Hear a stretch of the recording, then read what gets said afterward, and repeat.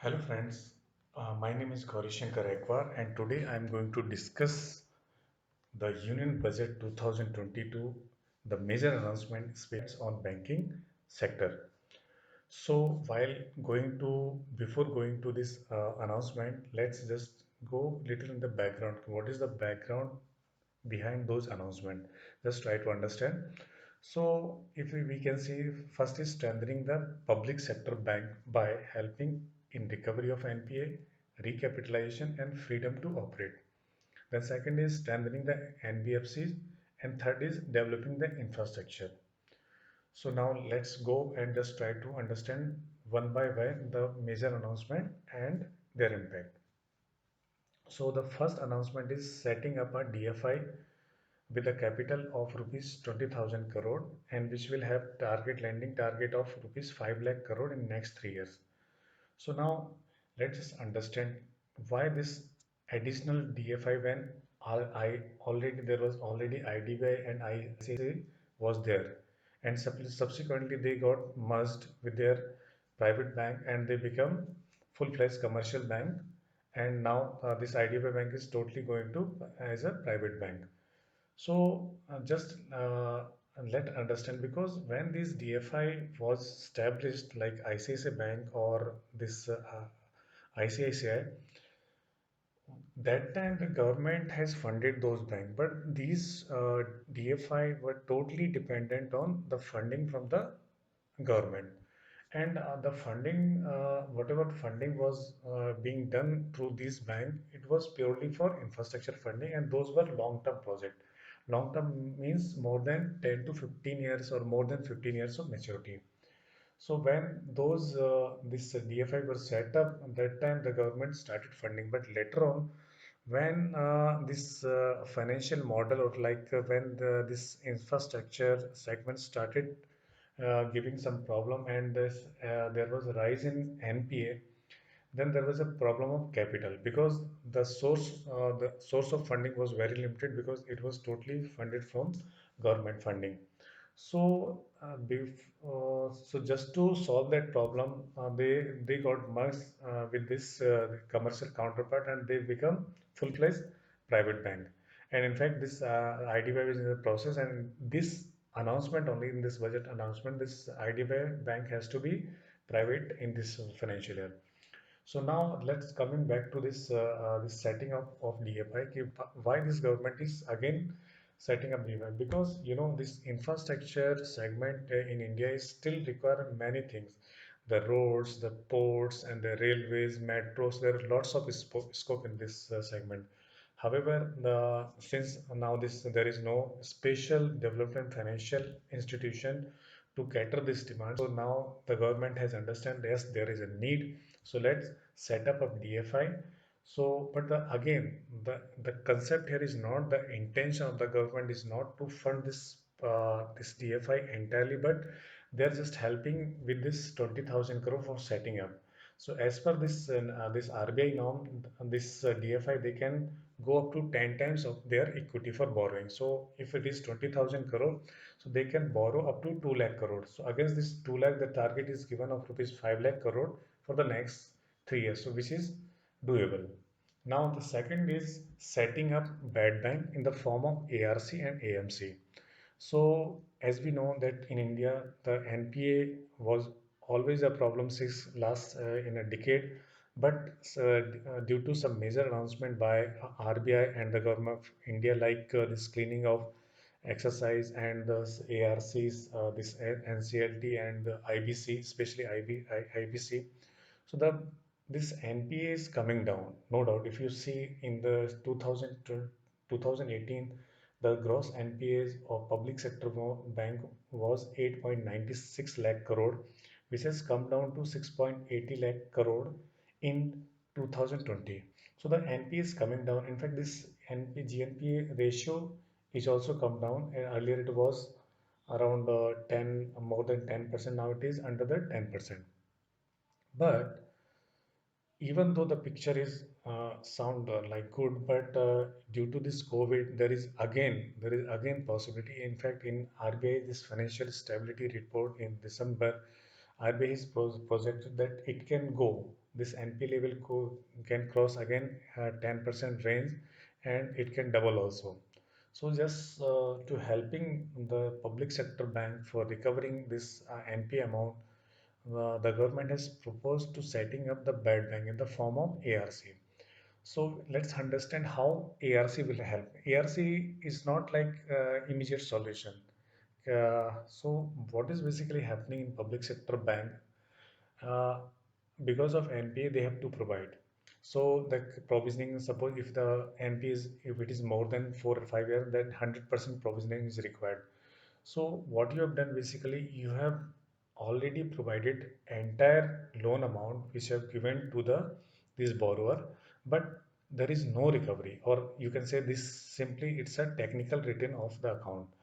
But those assets are having still having some value.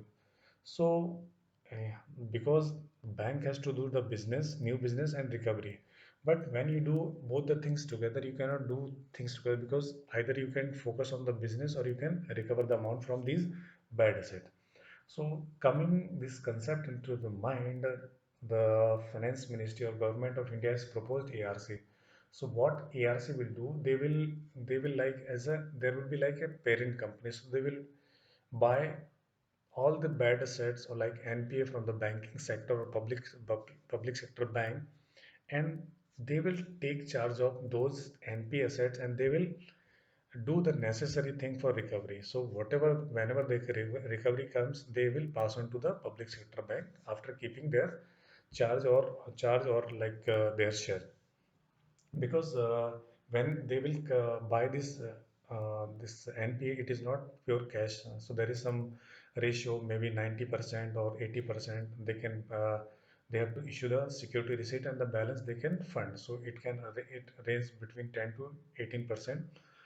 So again, but what will happen the moment this ARC or bad bank establishes the the balance sheet and the balance sheet will be free, and the focus of this public sector bank will be on the fresh business. So the credit growth will be there, and they can focus on new business. So overall, the economy will grow, and when somebody is especially taking care of AAR, this NPA, then definitely there will be some recovery, and they can find some buy also. So that is the background and setting up this NPA bank or bad bank. Now the next announcement is recapitalization of public sector bank. So the government has announced rupees 20,000 crore in financial year 2021 to 22. So, as we know that rising NPA in public sector bank, it eats capital and profit of the bank.